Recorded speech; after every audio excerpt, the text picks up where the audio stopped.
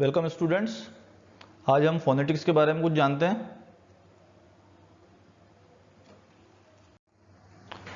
Phonetics English की वो branch होती है जो साउंड के साथ डील करती है। हिंदी में हम देखते हैं हमारे 44 अल्फ़ाबेट्स होते हैं और 44 साउंड्स होते हैं, पर इंग्लिश में ऐसा नहीं है। यहाँ पर सिर्फ 26 अल्फ़ाबेट है जिनको यूज़ करके हमको 44 साउंड्स बनाने होते हैं। इसके लिए हमें फोनेटिक्स की ज़रूरत होती है ताकि इस वर्ड्स के सही प्रोनाउंसिएशन के बारे में हमको पता चल सके। Now see types of question. Exam में इसमें 6 टाइप से क्वेश्चन पूछे जाते हैं। सबसे पहला ट्रांसक्रिप्शन, फिर structure, syllable division, pick out odd one, word stress और intonation. First of all see this symbol. ये एक सिंबल है, 2 डॉट। ये डॉट कहाँ पर यूज होता है इसको हम देखते हैं। जैसे कि वर्ड होता है स्कूल, स्कूल के अंदर डबल ओ आता है। डबल ओ जब जहाँ पर भी आता है वहाँ पर वर्ड पर स्ट्रेस ज़्यादा होता है। 2 वोवेल तभी साथ में आते हैं जब उस वर्ड पर स्ट्रेस ज़्यादा होता है। जैसे कि स्कूल, स्कूल में बड़े ओ की मात्रा लगती है तो वहाँ पर उस वर्ड पर स्ट्रेस ज़्यादा होता है, इसलिए हम इस डबल बिंदी को यूज़ करते हैं। जहाँ पर भी 2 वोवेल साथ में आएंगे वहाँ पर हम इस डबल बिंदी को यूज़ करेंगे, साथ ही जहाँ पर स्ट्रेस वर्ड पर ज़्यादा होगा वहाँ पर। कुछ और एग्जाम्पल देखते हैं, जैसे कि ब्लीड, शूट, स्वीट। यहाँ पर भी देखते हैं, यहाँ पर सभी एग्जाम्पल्स के अंदर डबल वोवेल साथ में आ रहे हैं और उस वर्ड पर स्ट्रेस बहुत ज़्यादा है। लीफ, फील्ड, ये सभी इसके एग्जाम्पल। तो आपको याद रखने के लिए सिर्फ इतना याद रखना है, 2 वोवेल जब भी साथ में आएंगे तब हम डबल बिंदी का यूज़ करेंगे। अब कुछ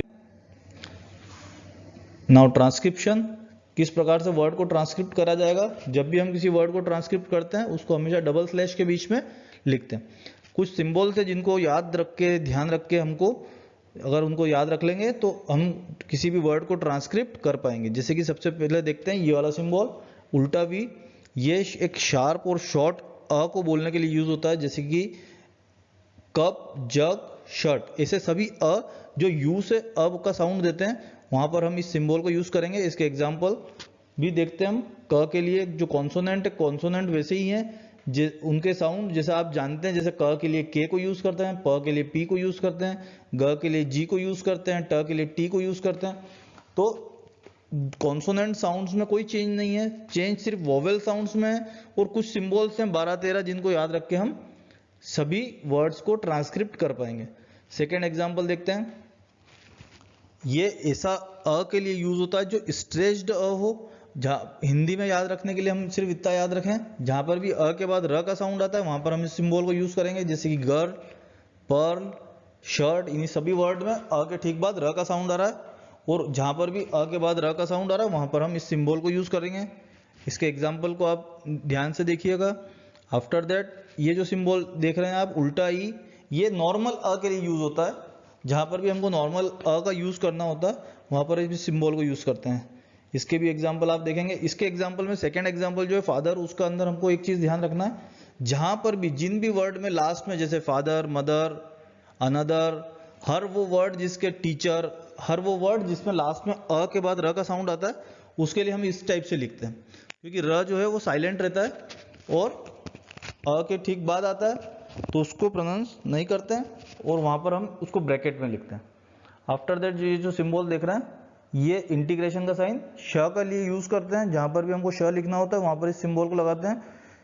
थर्ड इसका एग्जांपल हम ध्यान से देखते हैं। शूट, श के लिए हमने ये सिंबल यूज किया है। यहाँ पर 2 वोवेल साथ में इसलिए डबल यू के बाद डबल बिंदी लगाई है। शूट में भी ऊ के ऊपर स्ट्रेस होता है, वो इससे पता चलता है। आफ्टर दैट ट के लिए टी यूज करा। इसके बाद जो सिंबल है वो इसी सिंबल के अंदर टी अगर आगे लिख देते हैं तो ये सिंबल बनता है च का। च जैसे कि चिप्स, चर्च, चाइना। इसके अंदर सेकेंड एग्जांपल देखते हैं चर्च का। च के लिए हमने ये सिंबल यूज करा, अ के ठीक बाद र का साउंड है इसलिए हमने सेकेंड सिंबल यूज करा जो ऊपर आपको बताया था। और फिर च के लिए यहाँ पर ये सिंबल यूज करा। आफ्टर दैट अगला सिंबल देखिए थीटा, थ के लिए यूज होता है। जहां पर भी हमको थ लिखना होता है वहां पर इस सिंबल को यूज करते हैं। जैसे कि मैथ्स, थैंक्स, यूथ। यूथ का एक बार देखते हैं। य के लिए मैंने जे लिखा है, ये सिंबल मैं आपको आगे बताऊंगा। यू के लिए, ऊ के लिए मैंने यहाँ पर यू लिखा है, उसमें डबल बिंदी लगाई है क्योंकि यहाँ पर डबल वोवेल है यूथ के अंदर भी, इसलिए हमने यहाँ पर स्ट्रेस है वर्ड के ऊपर, बड़ा ऊ है इसलिए यू के बाद डबल बिंदी लगाई। और थीटा थ के लिए। अगला जो सिंबल देख रहे हैं आप द का, जो ऐसे द जो टी और एच से मिलकर बनते हैं उसके लिए हम ये सिंबल यूज करते हैं। जैसे कि देयर, दैट, मदर, मदर में भी इसी टाइप से लास्ट में अर का साउंड है, जैसा फादर में बताया था उसी टाइप से हमको हमेशा लिखना रहेगा। अगला जो सिंबल है वो ए का है। एक छोटा ए के लिए हम ई यूज करते हैं और बड़े ए के लिए ये वाला सिंबल यूज करते हैं जहां पर एक पर स्ट्रेस ज्यादा होता है, जैसे कि हैड, दैट, हैव। यहाँ पर सभी को अगर हिंदी में लिखेंगे तो बड़ा ए की मात्रा लगती है, इसलिए हम यहाँ पर ये सिंबल यूज करते हैं।